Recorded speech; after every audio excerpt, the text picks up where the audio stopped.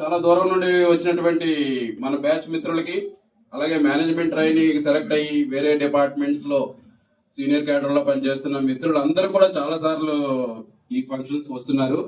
ఒక విధంగా చాలా గర్వకారణం అది. ఆ విధంగా అందరూ రావడం కూడా ఈ ఈ ఫంక్షన్ ఇంత గ్రేట్ గా జరగడానికి చాలా అనుకూలంగా ఉంది.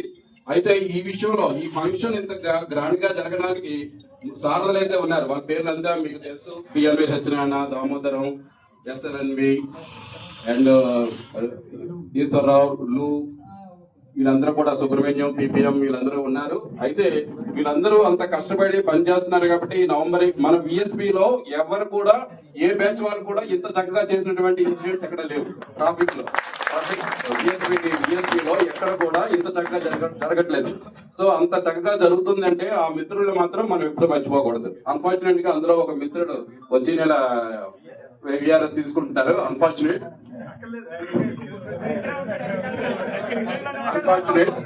అయితే ఇప్పుడు నాగ సత్యనారాయణ గారు ఎల్ఎంఎం గురించి 2 విషయాలు మాట్లాడతానండి. నేను ఆర్ఎంపీఎస్ఎల్ చేసేటప్పుడు మిలిటరీలో ఆయన నాకు పరిచయం ఉంది. ఆయన ఆల్రెడీ ఆర్ఎంపీఎస్ఎల్ ఉండేటప్పుడు కూడా నేను ఆయనతో కాంటాక్ట్ చేసిన సందర్భాలు ఉన్నాయి.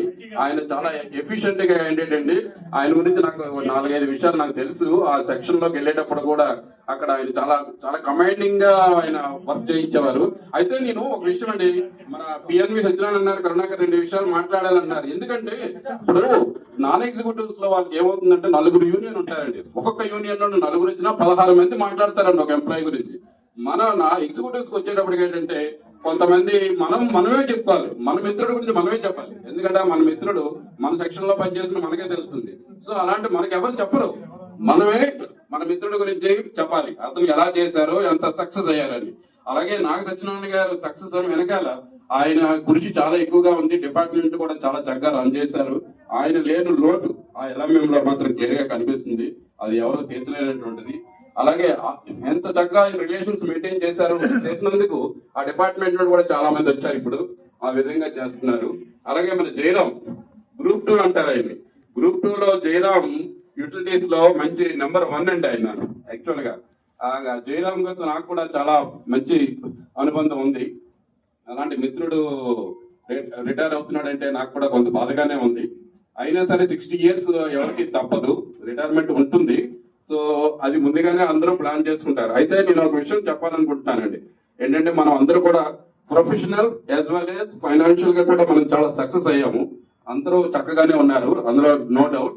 పోతే ఏంటంటే మన ఫ్రెండ్స్ నలుగురు డిస్కస్ చేసుకోవడం వల్ల ఏమవుతుందంటే రేపు ఫైనాన్షియల్ గోల్స్ కానీ లేకపోతే ఫైనాన్షియల్ ప్లానింగ్స్ కానీ ఏవైనా చక్కగా చేయాలనుకుంటే మనం వాళ్ళతో డిస్కస్ చేయడానికి అవుతుంది. అంటే అన్ని విషయాలు మన ఫ్రెండ్స్ తో తప్ప రిలేటివ్స్, మంచి రిలేటివ్స్ ఉన్నా సరే మనం వాళ్ళతో కూడా మనం కొన్ని విషయాలు మనం షేర్ చేసుకోలేం, అలాగే మనం అడ్వైస్ తీసుకోలేం.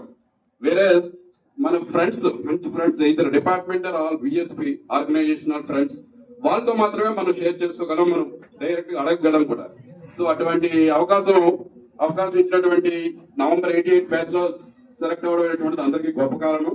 అలాగే జయరామ్ గారు, మీరు కూడా చాలా సక్సెస్ అయ్యారు విఎస్పీలో. మీ డిపార్ట్మెంట్ లో కాదు, మీ డిపార్ట్మెంట్ లో మీరు చాలా సక్సెస్ అయ్యారు. ఆ విషయాలు అన్ని కూడా చెప్పడానికి నాకు టైం కూడా లేదు, లేకపోతే చాలా విషయాలు చెప్పొచ్చు. నాగ సత్యనారాయణ గారు ఎంతో, మీరు కూడా అంతే. అయితే మీ ఇద్దరు కూడా మీ రిటైర్మెంట్ అయిన తర్వాత మీ శాశ్వత జీవితం 100 years పిల్లా పాపలతో చక్కగా ఉండాలని ఆ భగవంతుడు కోరుతూ ఆన్ బిహాఫ్ ఆఫ్ నవంబర్ 88